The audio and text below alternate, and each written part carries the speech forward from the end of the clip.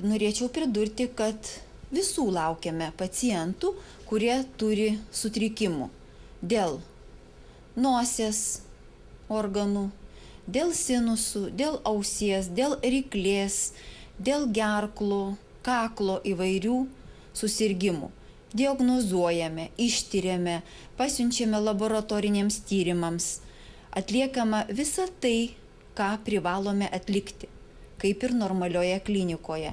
Įtariami ir onkologiniai susirgymai, nukreipiami ligoniai biopsijoms ir stacionariniam gydymui, taip pat ir refliuksai gydomi. Taip pat ruošiamės pradėti ir minimaliai invazyvinės chirurginės procedūras, tai yra ruošiamės pradėti gydyti knarkimo patologiją, taip vadinamus knarkuolius.